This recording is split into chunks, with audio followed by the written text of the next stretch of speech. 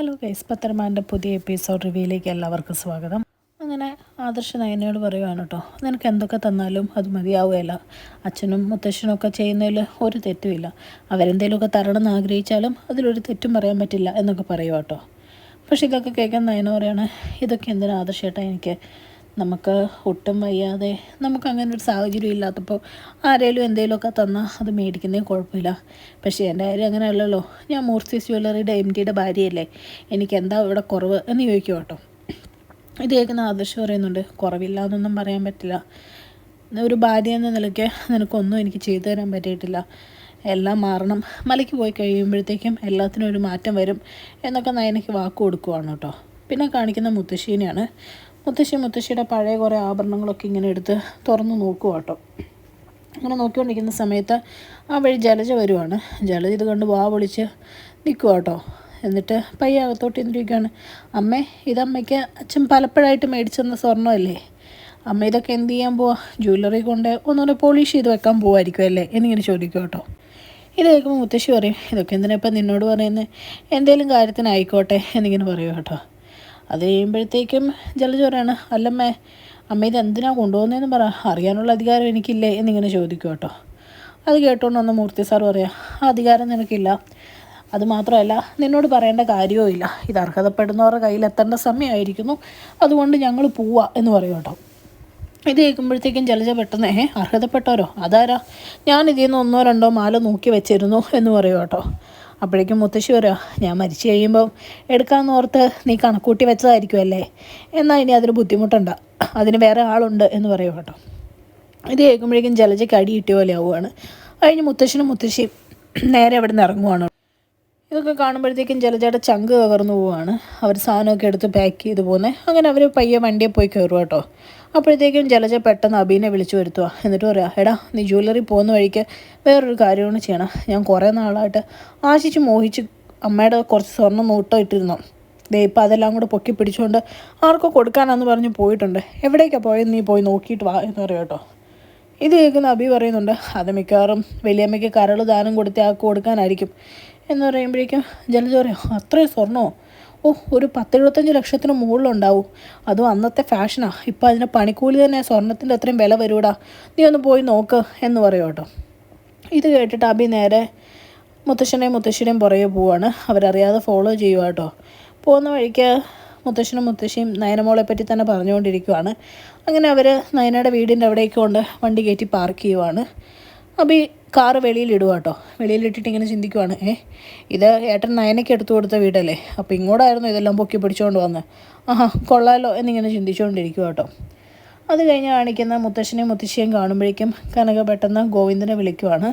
അത് കഴിയുമ്പോഴത്തേക്കും രണ്ടുപേരും കൂടെ വന്ന് മുത്തശ്ശിയെ അകത്തോട്ട് കൂട്ടിക്കൊണ്ട് പോകട്ടോ. അപ്പോൾ മുത്തശ്ശൻ പറയുന്നുണ്ട്, എൻ്റെ മരുമോൾ ഇവിടെയുണ്ട്, അവളെ കാണാൻ വേണ്ടി വന്നതാണ്, എൻ്റെ പ്രിയപ്പെട്ട കൊച്ചുമോളും കൂടെ അവൾ എന്ന് പറയുക കേട്ടോ. അത് കഴിയുമ്പോൾ പറയുന്നുണ്ട്, അവൾക്ക് കുറച്ച് സമ്മാനങ്ങൾ കൊടുക്കണം, അതിനുവേണ്ടി കൊണ്ടുവന്ന ഇതൊക്കെ എന്ന് പറഞ്ഞ് ആ കവറൊക്കെ കാണിക്കും കേട്ടോ. ഇത് കാണുമ്പോൾ ഗോവിന്ദൻ ചോദിക്കുന്നുണ്ട്, അയ്യോ അതെന്തിനാണ് മൂർത്തി സാറേ, സമ്മാനത്തിൻ്റെ ഒന്നും ആവശ്യമില്ല, ആദർശ് ഇപ്പം വന്നിട്ട് പോയതേ ഉള്ളൂ, മോനി എടുത്തുതന്ന വീട് തന്നെ ഞങ്ങൾക്ക് ഒരുപാട് കൂടുതലാണ്, ഇതൊന്നും ആഗ്രഹിച്ചല്ലോ നയനമോൾ ഇത് ചെയ്തത് എന്ന് പറയുവാണ്.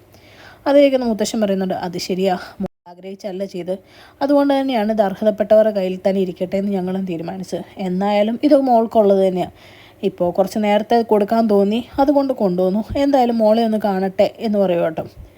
എന്നിട്ട് അവരോട് ചോദിക്കുകയാണ്, നിങ്ങൾക്ക് ഞങ്ങൾ വന്നത് ബുദ്ധിമുട്ടായോടോ എന്ന് ചോദിക്കുമ്പോഴേക്കും ഗോവിന്ദൻ പറയുന്നുണ്ട്, ഒരു ബുദ്ധിമുട്ടും ഇല്ല സാറേ, സന്തോഷമുള്ളൂ. അന്ന് സാർ വന്നപ്പം മോളുടെ കാര്യം മറച്ചു വെക്കേണ്ട വന്നുകൊണ്ട് ഉള്ള ഒരു അകൽച്ച ഉണ്ടായിരുന്നുള്ളൂ, അത് സാറിന് മനസ്സിലാവുമെന്ന് പ്രതീക്ഷിക്കുന്നു എന്ന് പറയുമ്പോഴേക്കും നമ്മുടെ മൂർത്തി സാർ പറയാം, അതൊന്നും കുഴപ്പമില്ലടോ എന്ന് പറഞ്ഞ് നേരെ അകത്തോട്ട് പോകാം കേട്ടോ. അകത്ത് ചെന്ന് നയനേനെ കാണുവാണ്. അത് കഴിയുമ്പോൾ കുറേ ഉപദേശമൊക്കെ കൊടുക്കുക കേട്ടോ. ഡോക്ടർ പറയാണ്ട് എഴുന്നേറ്റ് നടക്കരുതെന്നും വലിയ ഭാരിച്ച പണിയൊന്നും ചെയ്യരുതെന്നൊക്കെ പറഞ്ഞു കഴിയുമ്പോഴത്തേക്കും മുത്തശ്ശി പയ്യെ കവറൊക്കെ ആയിട്ട് വരുവാണ്. എന്നിട്ട് മുത്തശ്ശൻ പറയാം, ഇതെല്ലാം മോക്ക് വേണ്ടി കൊണ്ടുവന്നോ എന്ന് പറയുമ്പോഴേക്കും നയന പറയുന്നുണ്ട്, അയ്യോ ഇതൊക്കെ എന്തിനാ മുത്തശ്ശ, എനിക്കിതൊന്നും വേണ്ട, എന്തിനാ ഇത്രയും സ്വർണ്ണമൊക്കെ, എനിക്കന്ന് അമ്മ അനാമികയ്ക്ക് സ്വർണം കൊടുത്തപ്പോൾ മുത്തശ്ശി കുറേ തന്നല്ലേ, അത് തന്നെ ധാരാളമാണ് എന്നിങ്ങനെ പറയും കേട്ടോ.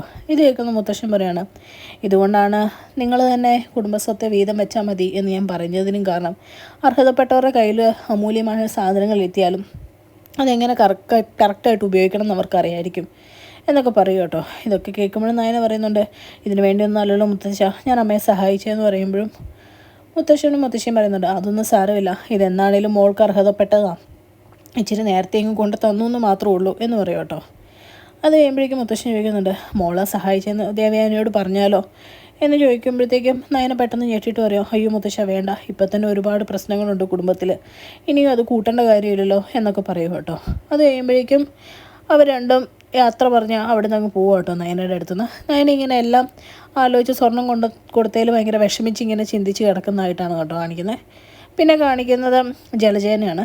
ജലജ ഇങ്ങനെ ജാനകിയെ വിളിച്ചിരുത്തി പറയുക, അബി എന്തോ കാര്യം പറയാമെന്നാണ് പറഞ്ഞേ, പക്ഷേ എന്താണെന്നും ഒരു പിടുത്തമില്ല, ഇവിടെ വന്നിട്ടേ അവൻ മൊഴിയുള്ളൂ എന്ന് പറഞ്ഞ് ഇരിപ്പുണ്ട്, എന്തായിരിക്കുമോ എന്തോ, എനിക്ക് ടെൻഷനായിട്ട് പാടില്ല, എന്നാലും എത്ര ലക്ഷത്തിൻ്റെ സ്വർണ്ണം എടുത്തുകൊണ്ട് പോയത്, അച്ഛനിത് ആർക്കൊണ്ട് കൊടുത്തതായിരിക്കും എന്നിങ്ങനെ പറയുക കേട്ടോ.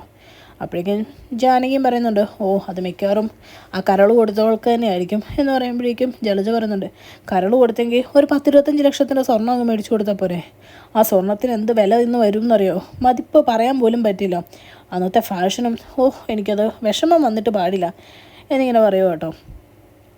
എന്നിട്ട് പറയുകയാണ്, അയ്യോ ഇനി എന്ത് ചെയ്യാനാ, അവനിങ്ങ് വരട്ടെ എന്ന് പറയുമ്പോഴേക്കും ജാനകി നോക്കുമ്പോൾ അബി വരുമോ കേട്ടോ. അബിയെ കാണുമ്പോഴേക്കും ജാനകി പറയുന്നുണ്ട്, ആണ്ടെ അവൻ വന്നല്ലോ എന്ന് പറഞ്ഞ് രണ്ടുപേരും ഓടി ചെല്ലുവാണ് അബിയുടെ അടുത്തേക്ക്. അപ്പോൾ അബിയോട് ചോദിക്കുകയാണ്, നിനക്കെന്താ ഇത് ഫോണിൽ കൂടെ പറഞ്ഞായിരുന്നെങ്കിൽ മനുഷ്യൻ ചുമ്മാ ടെൻഷൻ അടിക്കാമെന്ന് പറയുമ്പോഴേക്കും അബി പറയുന്നുണ്ട്, ഫോണിൽ കൂടെ പറഞ്ഞാൽ നേരിട്ട് പറയുമ്പോൾ കിട്ടുന്ന സുഖം കിട്ടില്ലല്ലോ, അതുകൊണ്ടാണ് മുത്തശ്ശനും മുത്തശ്ശി അതും കൊണ്ട് നേരെ പോയത് നയനയുടെ അടുത്തോട്ടാന്ന് പറയും കേട്ടോ. ഇത് കേൾക്കുമ്പോഴേക്കും ജാനകിയും ജലജ അന്തം വിട്ട് നിൽക്കുവാണ്.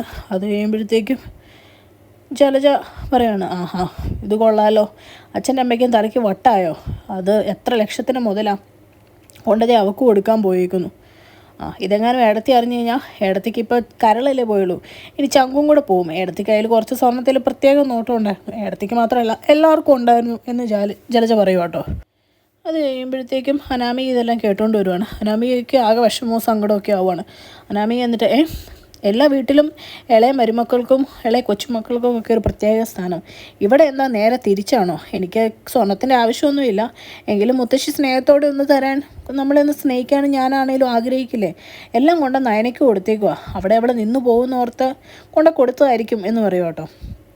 അത് കഴിയുമ്പോഴത്തേക്കും ജാനകിയും ജലജയും പറയുക, എന്താണേലും എന്താ അവളെ കൊണ്ട് തോറ്റു, ഇവിടെ ഇല്ലെങ്കിൽ പോലും ഇവിടെ നഷ്ടമാണ് എന്നൊക്കെ പറഞ്ഞ് ആകെ വിഷമിച്ചിരിക്കും കേട്ടോ സ്വർണം പോയ കാര്യം ഓർത്ത്. അത് കഴിയുമ്പോഴത്തേക്കും സ്വർണത്തിൻ്റെ വിലയും മതിപ്പും കൂടെ കേൾക്കുമ്പോഴേക്കും അബിക്കും അനാമികയ്ക്കും ആകെ വിഷമമാവുകയാണ്. എന്നിട്ട് പറയണോ, ഒന്നും കിട്ടിയില്ലല്ലോ എന്നുള്ള രീതിയിലിരിക്കുക കേട്ടോ. അത് കഴിയുമ്പോഴും അനാമിക പറയുന്നുണ്ട്, ഈ മുത്തശ്ശനും മുത്തശ്ശിക്കും ഇത് എന്തിൻ്റെ സൂക്കേടാണെന്ന് എനിക്കറിയില്ല എന്ന് പറഞ്ഞ് ആകെ വിഷമിച്ച് സങ്കടപ്പെട്ട് അവരുടെ മുമ്പിൽ വലിയ വേദനയൊന്നും ഇല്ല എന്നുള്ളത് കാണിച്ച് അങ്ങ് കയറി പോകട്ടോ. എല്ലാവരും പോയി കഴിയുമ്പോഴേക്കും ജലജയ്ക്കും ആകെ വിഷമമാവുകയാണ്. അബിയോട് പറയുന്നുണ്ട്, ഓ ഞാൻ എത്ര ആഗ്രഹിച്ചതായിരുന്നു എന്നുള്ള രീതിയിൽ പറയുക കേട്ടോ. പിന്നെ കാണിക്കുന്നത് രേവതിനെയും വേണുവിനെയാണ്. അവരിങ്ങനെ പരസ്പരം സംസാരിച്ചുകൊണ്ടിരിക്കുമ്പോൾ രേവതി ഫോൺ എടുത്തിട്ട് അറിയും, നിങ്ങളുടെ മോള് കുറേ തവണ വിളിച്ചായിരുന്നു, ഇനി ആ പെണ്ണെന്താണോ വിളിച്ചത്, അവിടെ ഇനി വല്ല പ്രശ്നമുണ്ടോ എന്ന് ആർക്കറിയാം എന്ന് പറയുമോ കേട്ടോ. അത് കഴിയുമ്പോൾ വേണു പറയുന്നുണ്ട്, എന്തായാലും നീ അവളെ തിരിച്ച് വിളിക്കുക എന്ന് പറഞ്ഞ് തിരിച്ച് വിളിക്കുവാണ്. തിരിച്ച് വിളിക്കാവുന്ന നേരത്ത് ഫോൺ എടുത്തിട്ട് അനാമിക പറയാം, ആവശ്യമുള്ളപ്പോൾ ഒന്നും വിളിച്ചാൽ കിട്ടില്ലോ, എവിടെ പോയി കിടക്കുമായിരുന്നു, ഇവിടുന്ന് മുത്തശ്ശനും മുത്തശ്ശിക്കും ലക്ഷങ്ങളുടെ സ്വർണ്ണമായിട്ട് നയനെ കാണാൻ വേണ്ടി പോയിക്കുന്നേ, അങ്ങേര് കുറേ കാലം കൂടി അവർ കിളവിക്ക് മേടിച്ചു കൊടുത്ത സാധനങ്ങളാണ് എന്നൊക്കെ പറയും കേട്ടോ. ഇതൊക്കെ കേൾക്കുമ്പോഴേക്കും രേവതിയുടെ കണ്ണ് തള്ളിപ്പോവാണ്. രേവതി വേണുവിനോട് ഇതെല്ലാം പറയും കേട്ടോ.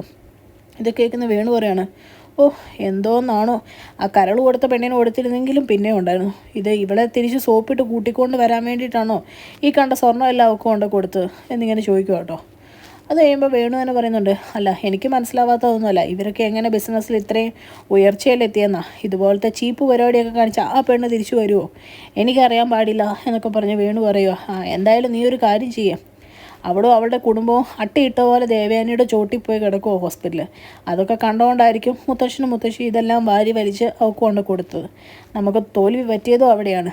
നീ ഒരു കാര്യം ചെയ്യാം, ഇപ്പം തന്നെ പോയി ദേവയാനിയെ കണ്ട് ഈ കാര്യം പറ, ഹോസ്പിറ്റലിൽ കിടക്കുന്നെങ്കിലും അവരുടെ ചോര കുറച്ചങ്ങ് തിളയ്ക്കട്ടെ, അപ്പം മരുമകളോടുള്ള ദേഷ്യം കുറച്ച് കൂടും, പിന്നെ ഈ സ്വർണ്ണം കൂടെ കൊടുത്തു എന്ന് പറയുമ്പം പെണ്ണുങ്ങളായതുകൊണ്ട് ഉറപ്പായിട്ടും കൂടും എന്ന് പറയും കേട്ടോ. അങ്ങനെ അച്ഛൻ പറയുന്നതനുസരിച്ച് ചെയ്യാൻ നിൽക്കുന്ന അനാമികേനെ കാണിച്ചുകൊണ്ടാണ് കേട്ടോ ഇന്നത്തെ എപ്പിസോഡ് അവസാനിക്കുന്നത്. ചാനൽ ഇഷ്ടപ്പെട്ടു കഴിഞ്ഞാൽ ലൈക്ക് ചെയ്യാനും സബ്സ്ക്രൈബ് ചെയ്യാനും കമൻറ്റ് ചെയ്യാനും മറക്കരുത്. താങ്ക്